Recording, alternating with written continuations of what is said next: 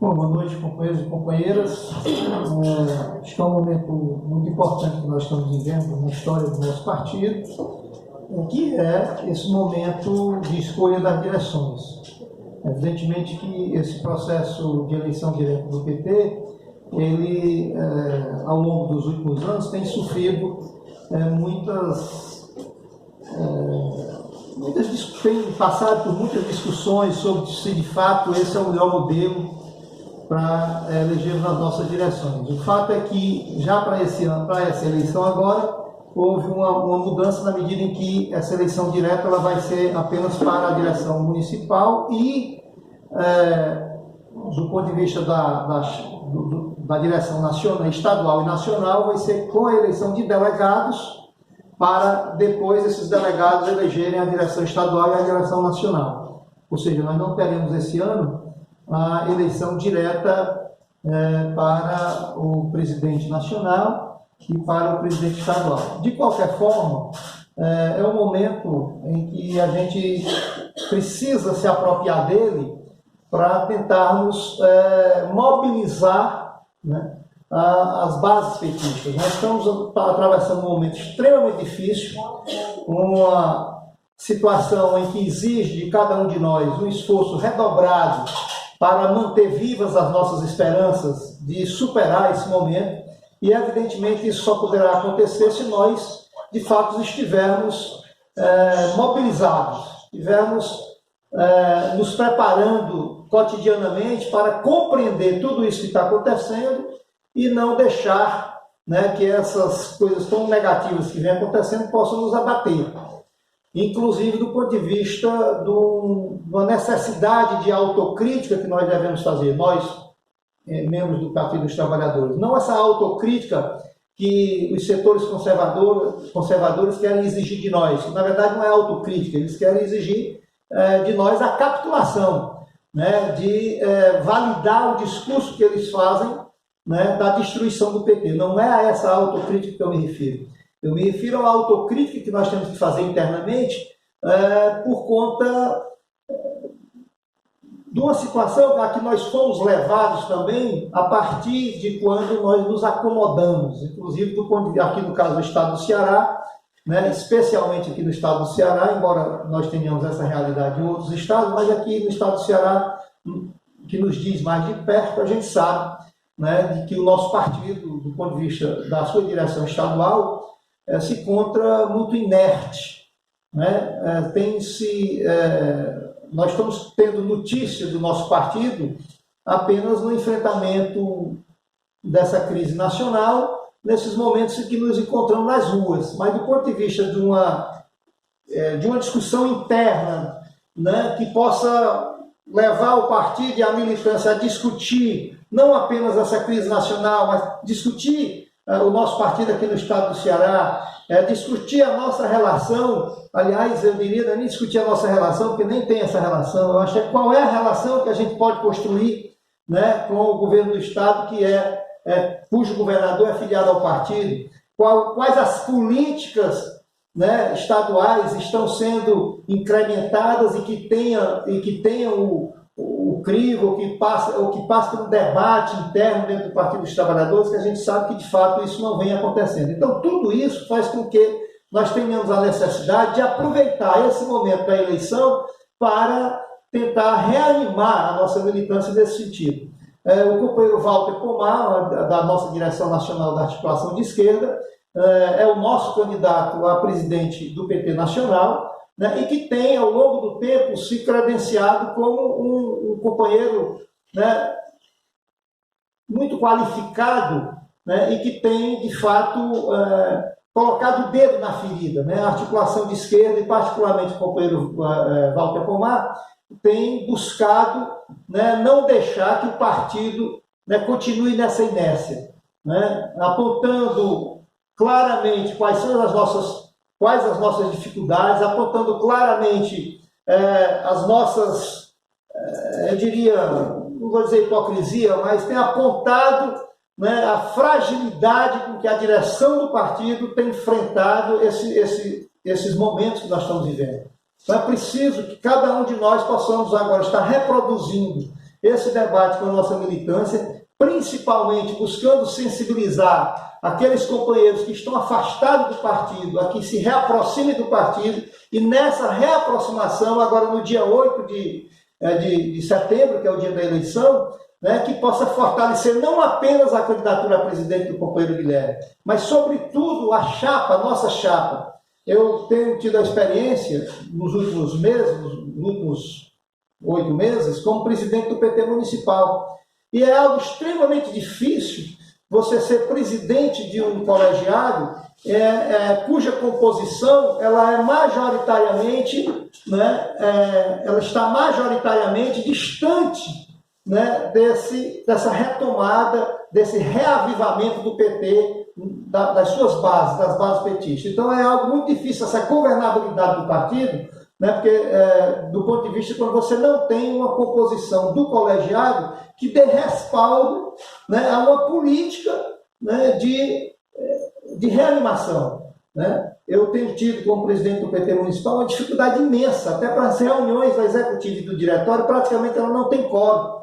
Porque não é por acaso que isso acontece. É porque quando você quer dar um rumo, né, que discute essas questões, quando você quer trazer para dentro do partido esse debate, né, do que nós precisamos fazer, por exemplo, para construir a nossa candidatura própria em 2020 a prefeito de Fortaleza, você encontra resistência, porque a maioria hoje do diretório, né, especialmente da executiva, não te dá governabilidade para que você possa, de fato, estar fazendo aquilo que você planejou, que nós planejamos naquela eleição municipal. Com toda aquela situação complicada que aconteceu, que foi a divisão, uma decisão que acabou sendo adotada na direção nacional, que foi aquela divisão de 2 anos, o primeiro ano com o companheiro Acris e o segundo ano conosco na presidência. Então, nós muitas vezes, ou quase sempre, discutimos muito a questão do presidente do partido e não nos preocupamos com a chapa. Então é fundamental que nessa eleição nós abramos os olhos para isso. Nós temos a necessidade de conquistar mais votos para a chapa, para a nossa chapa resistir e vencer, porque somente você tendo, né, a possibilidade de uma composição do diretório que dê a governabilidade para que possamos implementar aquilo que a gente discutiu na campanha durante o mandato, nós só vamos poder fazer isso se nós tivermos uma chapa que tenha sido eleita, que tenha sido, né, construída, né, com base nesse programa. Então, o companheiro Walter vai nos conversar um pouco conosco aqui sobre tudo isso, né, e eu agradeço a presença de vocês. E, inclusive, vou pedir desculpa ao Walter, porque eu estou hoje com o aniversário do meu filho de 12 anos, e daqui a pouco eu vou ter que sair para poder pegá-los na escola, para depois ir para o local onde eles marcaram uma festinha com os colegas deles. Seja bem-vindo mais uma vez, né? E eu espero que a gente possa aproveitar muito aqui da presença do companheiro Walter, para a gente se reanimar, para a gente sair daqui entusiasmado do ponto de vista de ir atrás desses nossos filiados, não apenas aqueles que têm uma vida que tem uma presença mais constante aqui no partido, mas sobretudo aqueles que estão mais distantes, né, que se afastaram, que não frequentam as nossas reuniões, mas que estão lá, né, preocupados, certamente, preocupados com o nosso futuro, preocupados com esse momento tão dramático que a gente está vivendo, inclusive ainda com o companheiro Lula preso, vítima aí de uma grande injustiça, né, sendo apresentado no Brasil e no mundo como um preso político.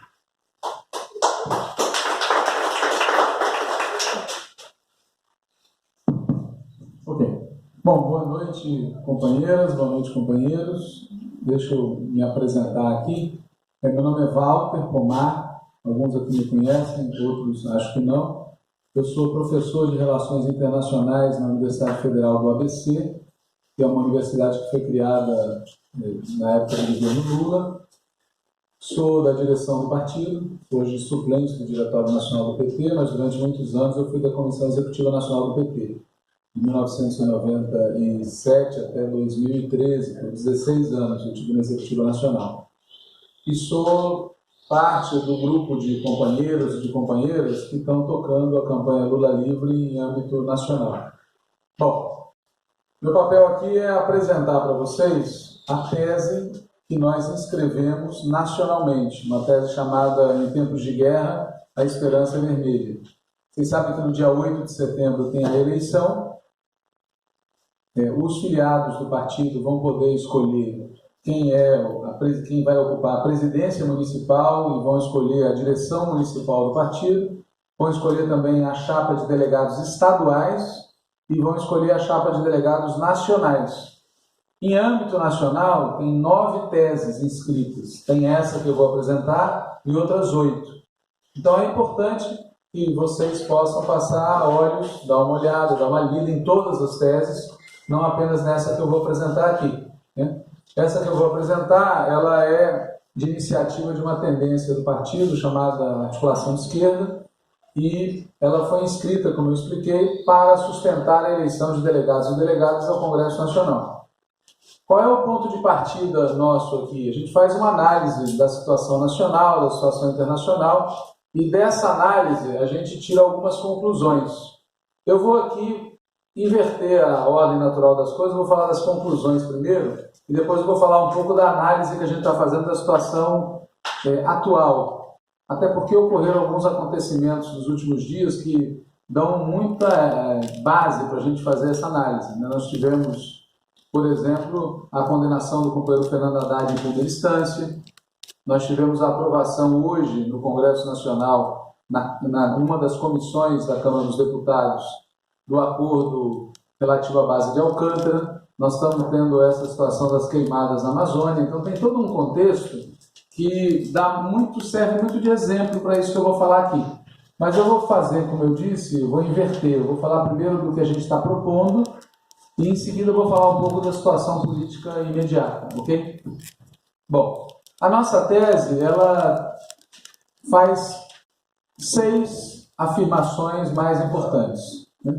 A primeira afirmação mais importante é que o nosso partido precisa apresentar à sociedade brasileira um programa de transformações para o país que dê conta dos problemas mais de fundo do Brasil. Qual é o principal problema do país? É a desigualdade social.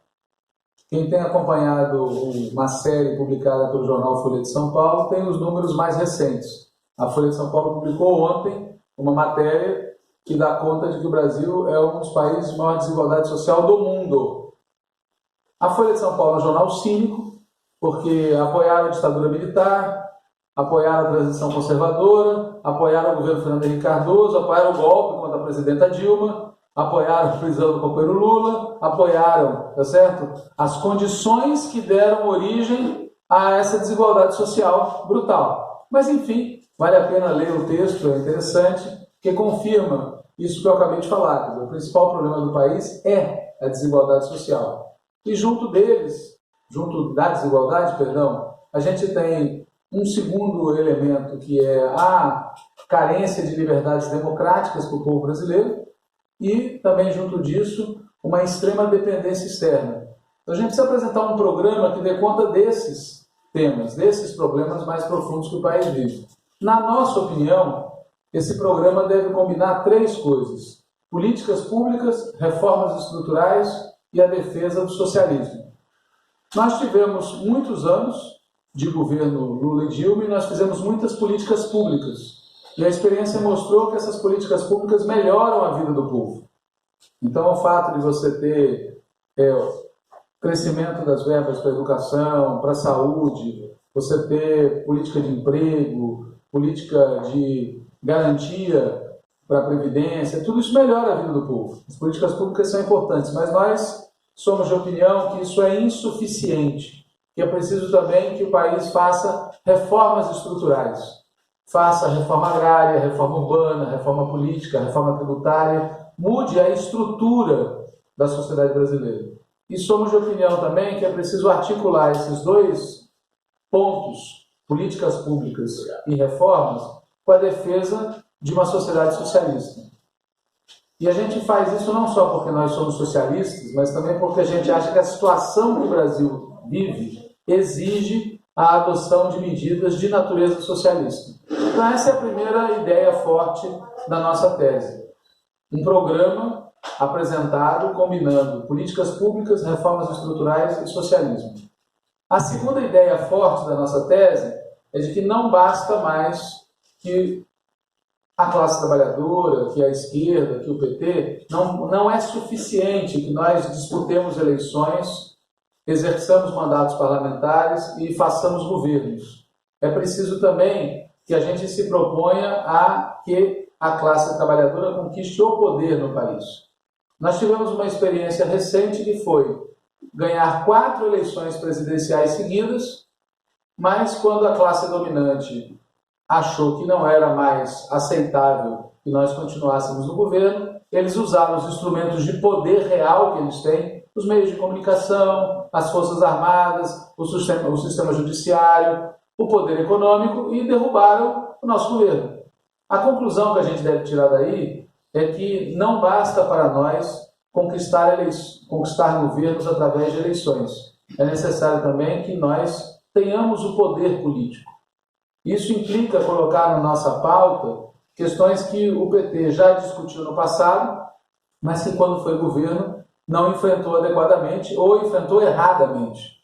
Por exemplo, como lidar com as Forças Armadas e com as forças de segurança pública.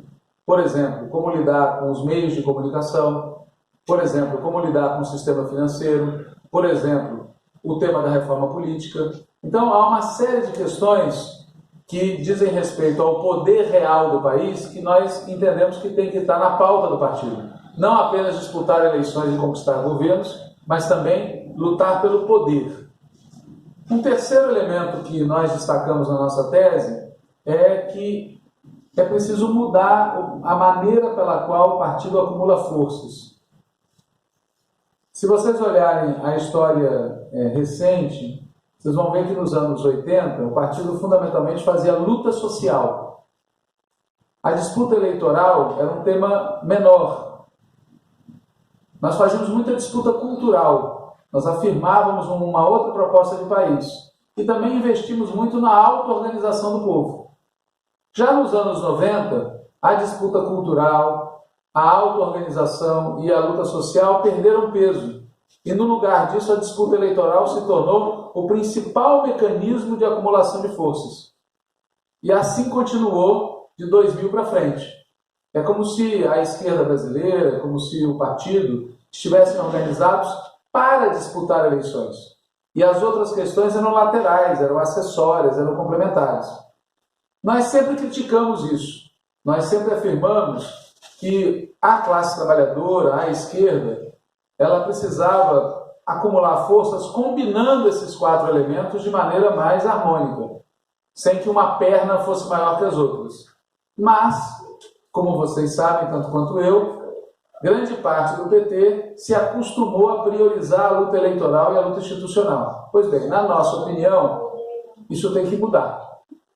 Nesse contexto em que nós fomos afastados do governo federal por um golpe, nesse contexto em que há uma pressão imensa sobre os nossos mandatos, sobre os nossos governos, sobre o nosso partido, é preciso voltar a priorizar com toda a força a luta social, a luta cultural e a auto-organização da classe trabalhadora.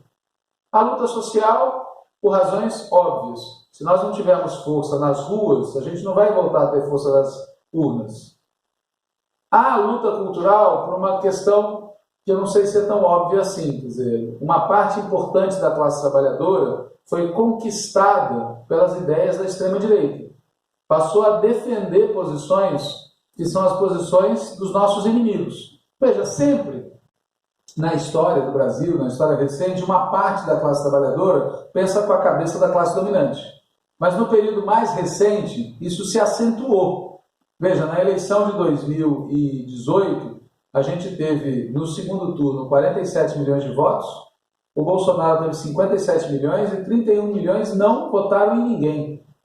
A gente pode fazer a conta contente de que o Bolsonaro não teve maioria, mas tem a outra conta.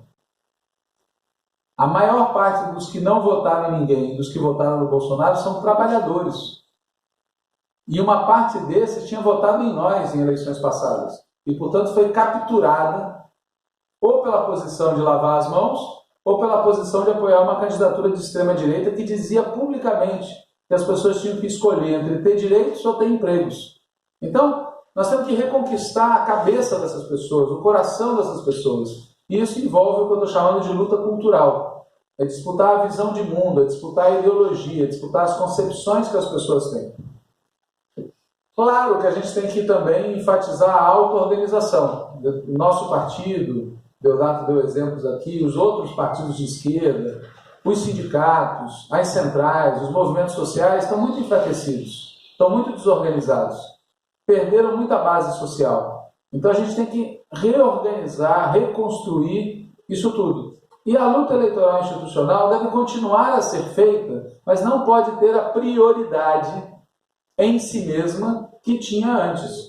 E, principalmente, a gente deve voltar à ideia que o PT defendia antigamente, que você colhe na urna aquilo que você plantou na rua.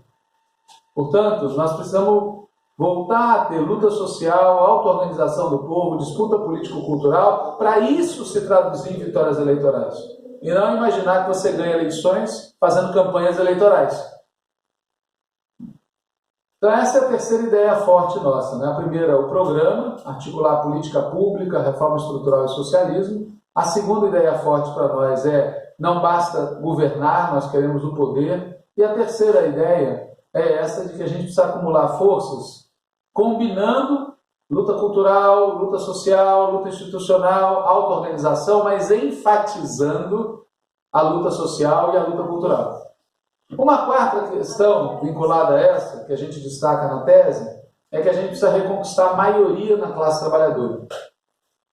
Se vocês olharem o período 2006-2010, entre a segunda eleição do Lula e a eleição da Dilma, naquele período, provavelmente a gente teve maioria na classe trabalhadora. Maioria numérica e maioria política. Maioria numérica, eu digo até pelo resultado das eleições. Mas maioria política, porque mesmo aqueles que não eram petistas, não eram adeptos dos nossos governos, mas reconheciam que eram governos que estavam mudando o Brasil para melhor. E esse reconhecimento era muito profundo na classe trabalhadora. Em algum ponto, a partir de 2011, a gente foi perdendo maioria na classe trabalhadora. Um sinal disso é o resultado das eleições municipais em várias cidades importantes de São Paulo. Cidades que a gente governou, cidades onde as periferias votavam no PT, cidades onde, nas eleições de 2012, a gente levou surras memoráveis. Para dar um exemplo, esse não é de 2012, é de 2016, nós tivemos uma eleição em São Paulo, onde o único bairro onde nós obtivemos maioria de votos para nós foi a região da Vila Mariana, que é uma região de setores médios, de trabalhadores mais bem remunerados. E no resto da cidade, a gente levou uma surra memorável. Esse fenômeno já começou, portanto, lá em 2011, 2012, e veio se acentuando até que, em 2015, a gente sofreu uma erosão feroz, relacionada com a política econômica que nós adotamos naquele ano. Uma parte da classe trabalhadora olhava para nós naquele momento e se afastou de nós. E o resultado foi que, em 2016, quando houve o impeachment, nós não conseguimos mobilizar o conjunto da classe trabalhadora para defender o seu governo, o nosso governo. Bom, nós temos que agora recuperar a maioria na classe.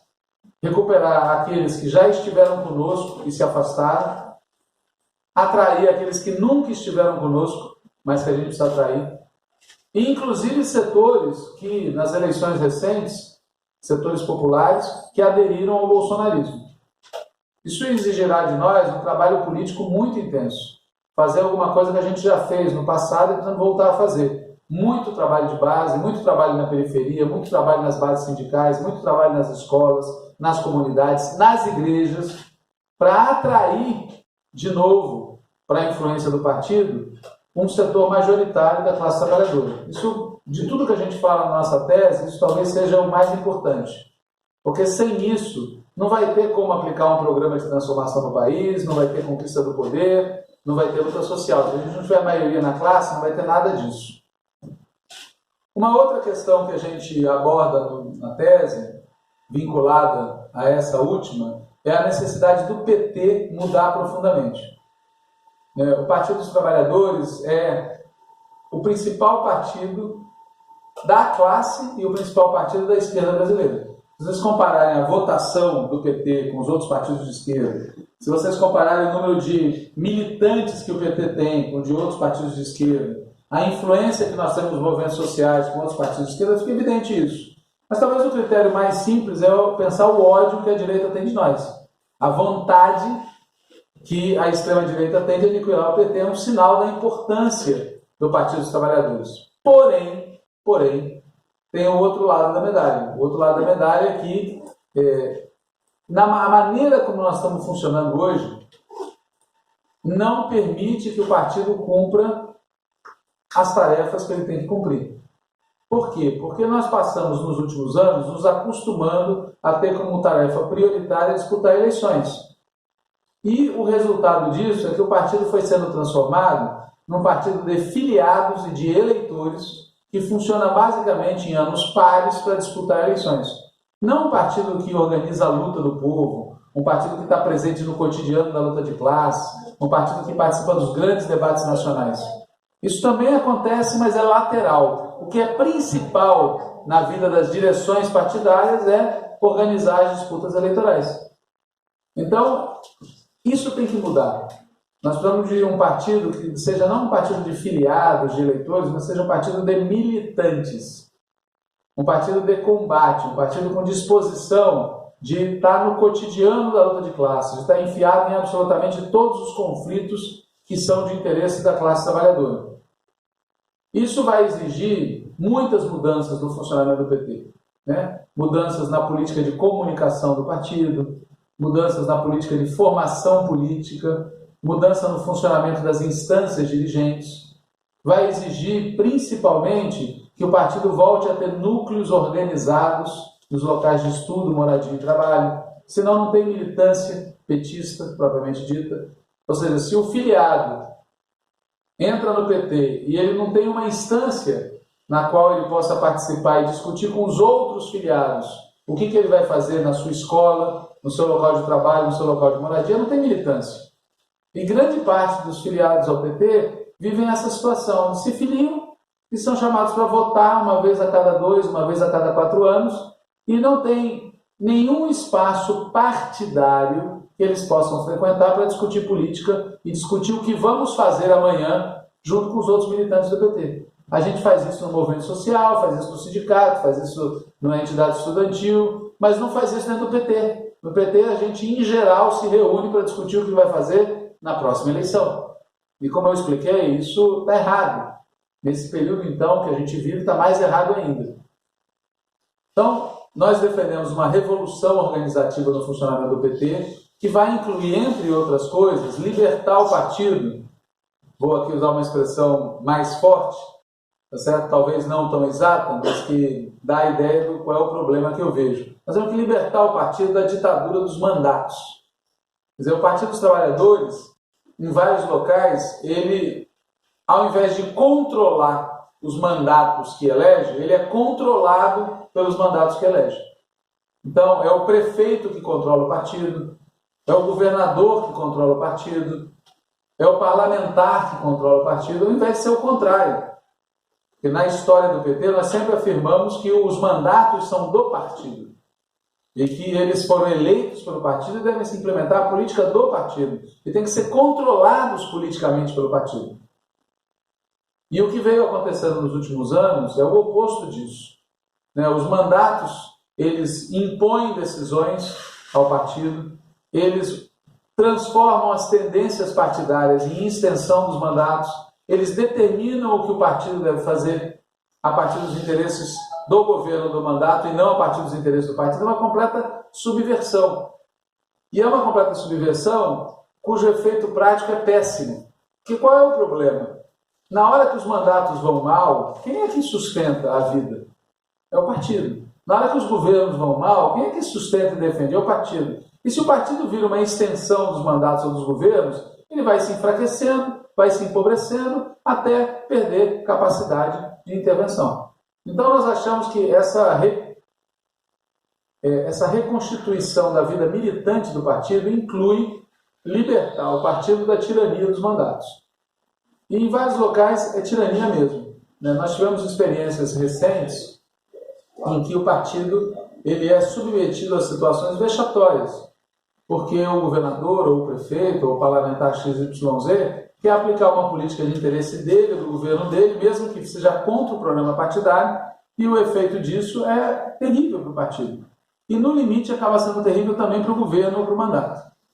Então, essa é a outra questão forte que a gente destaca na tese, que é a necessidade de uma revolução organizativa, uma mudança profunda no funcionamento do PT. E, por fim, o sexto ponto que a gente destaca diz respeito à nossa tática frente ao governo Bolsonaro, né?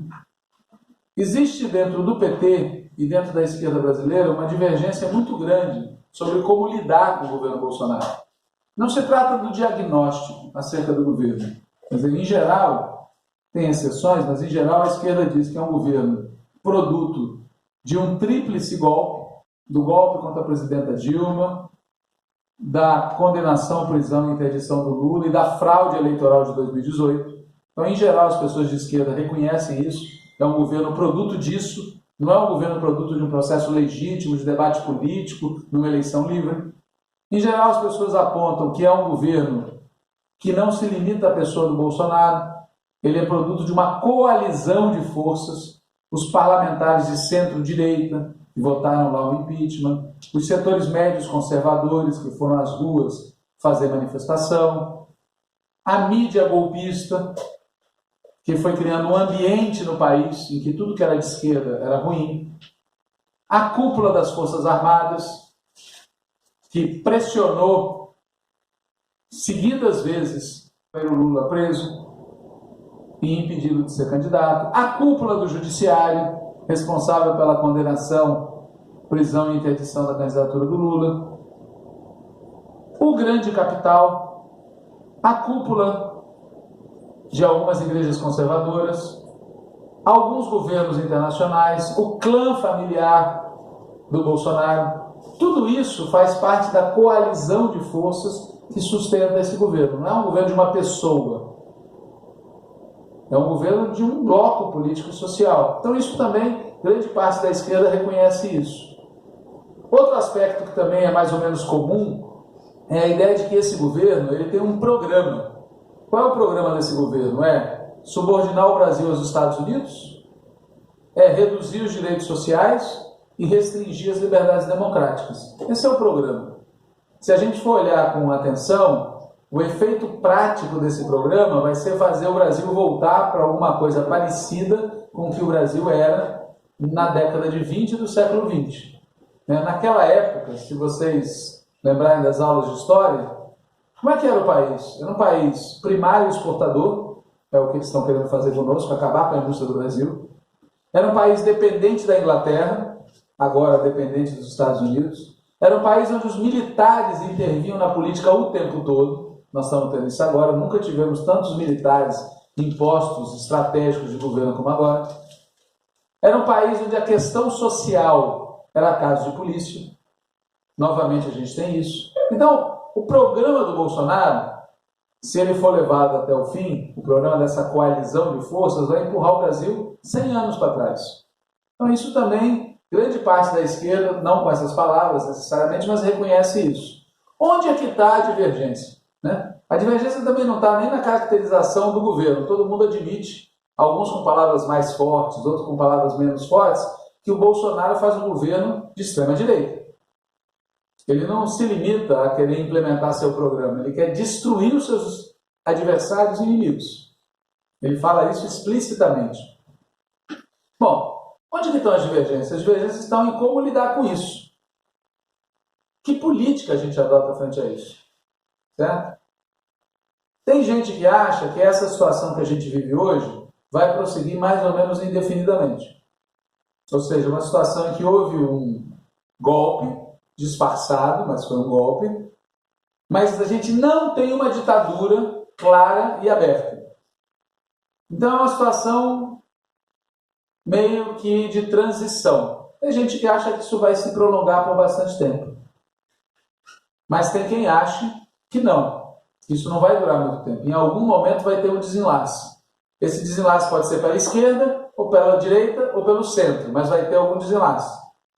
Aqueles que acham que vai ter algum desenlace, pensam que pode ocorrer o quê? Bom, uma possibilidade é a extrema-direita virar a mesa. O Bolsonaro levar até o fim o seu programa ditatorial. Uma outra possibilidade é a esquerda virar a mesa. Significa derrubar esse governo e convocar eleições onde o povo possa escolher livremente quem governa o país. E a escolha livre é fácil medir, é saber se o Lula vai poder ou não disputar as eleições. E a terceira possibilidade? A terceira possibilidade que alguns defendem é a seguinte: é muito difícil que a esquerda consiga virar a mesa, é muito perigoso que a extrema-direita vire a mesa, então uma terceira possibilidade seria buscar uma aliança com os setores de centro-direita para construir uma saída que tirasse o Bolsonaro e preservasse mais ou menos as liberdades democráticas. Então tem setores no PT, no PCdoB, no PDT, no PSB, que trabalham com essa ideia de que o melhor seria isso. E tem aqueles que não concordam com isso. No nosso caso, nós não concordamos com essa saída. Nós achamos um erro ter como objetivo compor uma aliança com o centro-direita para derrotar a extrema-direita. Dentro do PT, basicamente, tem essas duas posições disputando.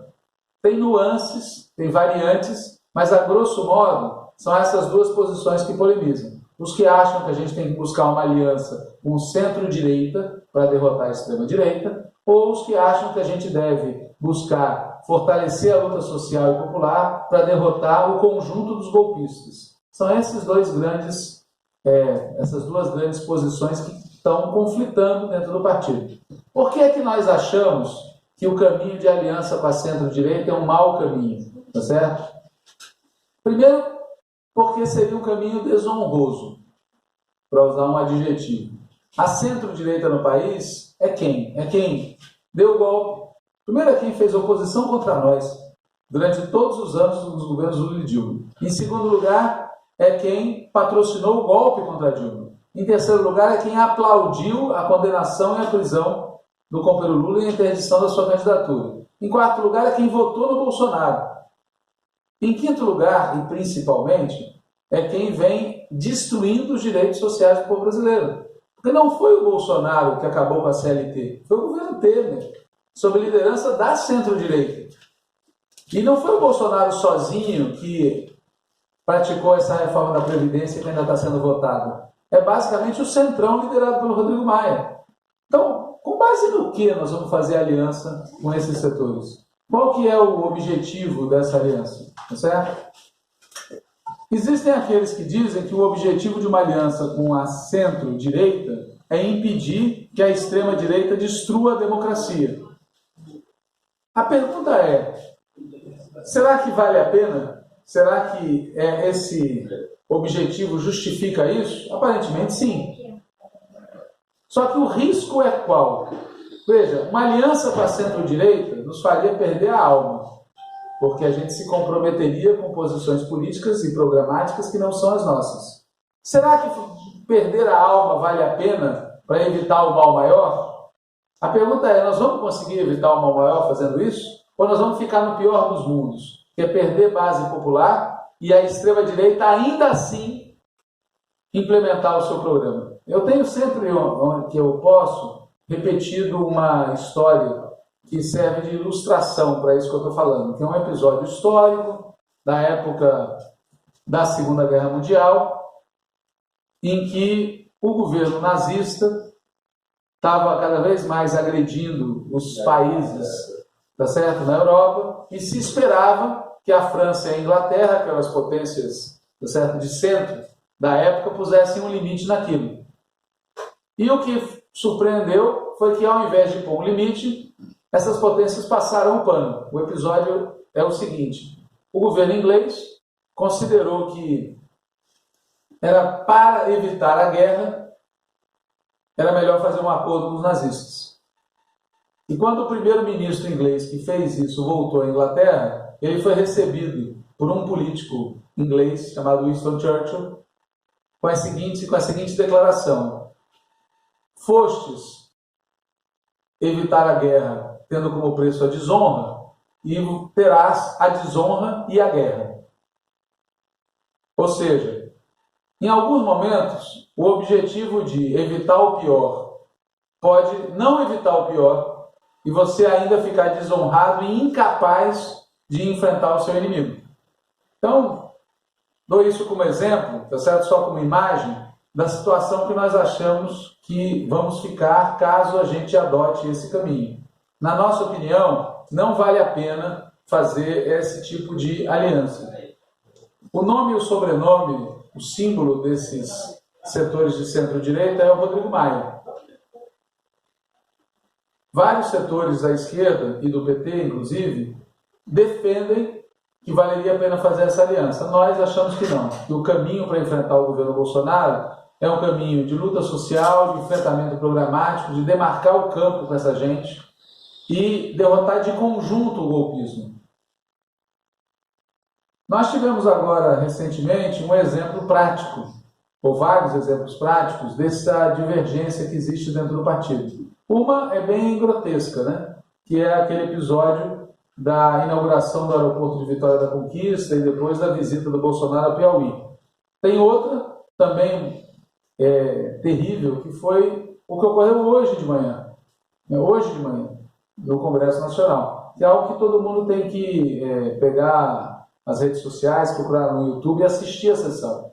Teve uma sessão da Comissão de Relações Internacionais e Defesa da Câmara dos Deputados, que foi votar um relatório de um deputado sobre o acordo de cessão da base de Alcântara, que é aquela base de lançamento de foguetes que tem no Maranhão.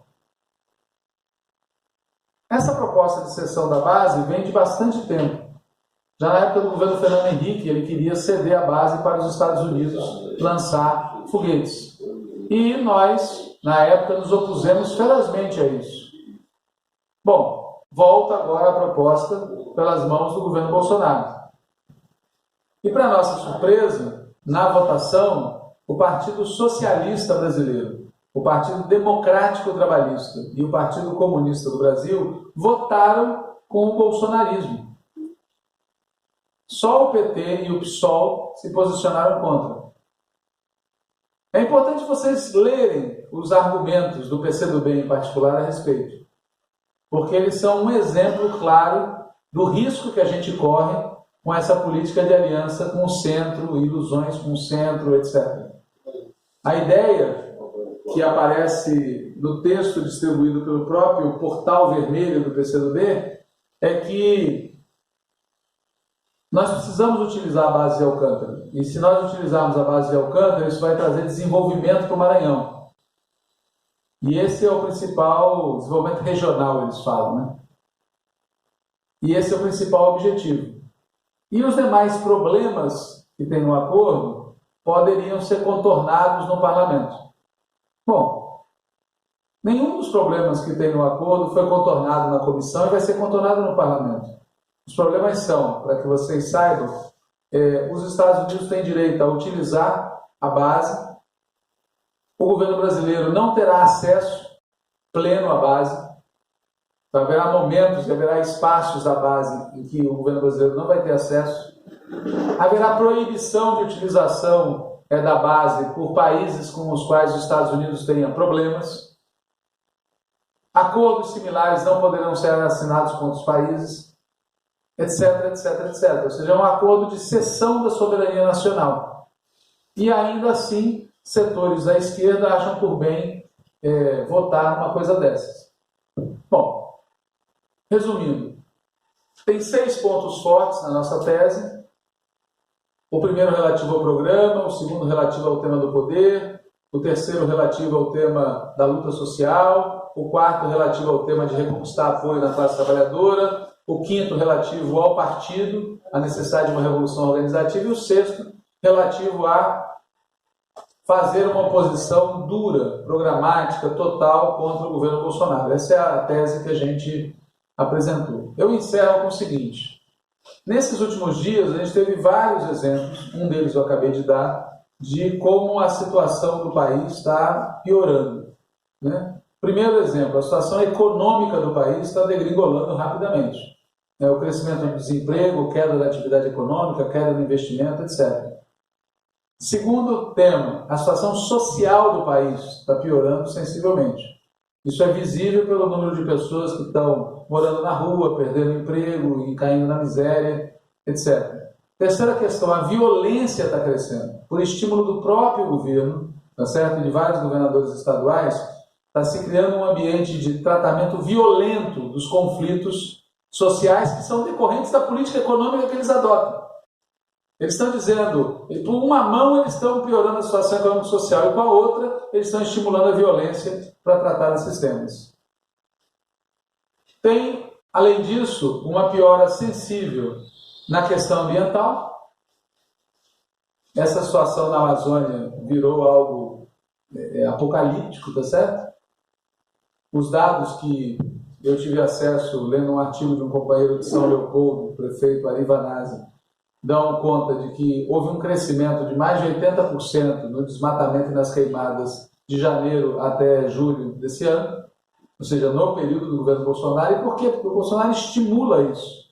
Ele estimula a impunidade, reduz a fiscalização e dá apoio a quem acha que é ficção, que a Amazônia está sendo afetada pelo desmatamento, pela queimada, pela destruição. E tem uma piora na situação política. Quer dizer, os conflitos políticos têm aumentado. Por quê? Porque o governo Bolsonaro trabalha claramente com a ideia de mudar a ordem política do país. Já aliados dele trabalham com a ideia de simplesmente tirar o PT de cena, mas manter a ordem política funcionando, mas sem a esquerda.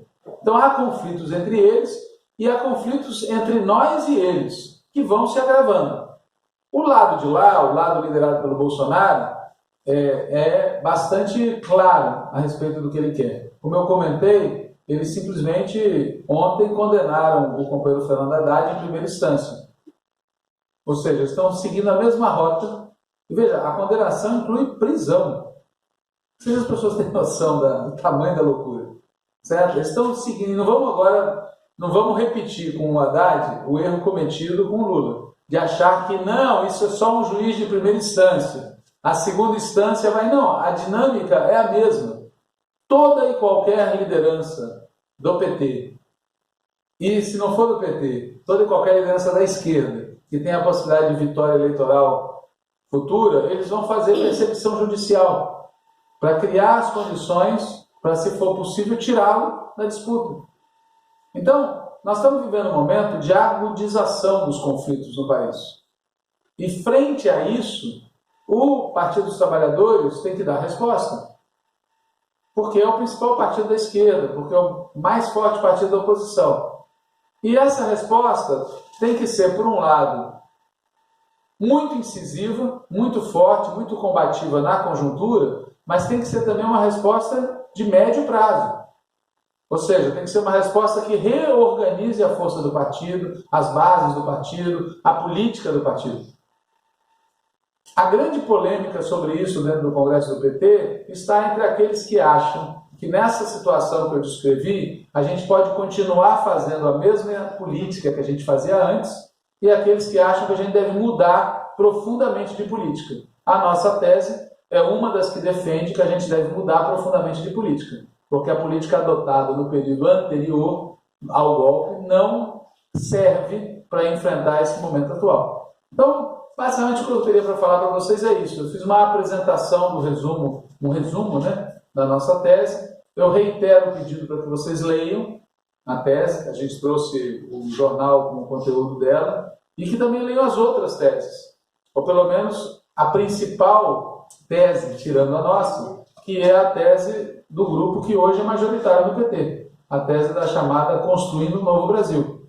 Então é importante que se leia isso para ter claro o que é que está em disputa no partido e para poder, no dia 8 de setembro, votar com consciência, nas posições que estão postas. Então eu paro por aqui, eu suponho que a gente vai ter um espaço para perguntas, para debate, ok? Obrigado.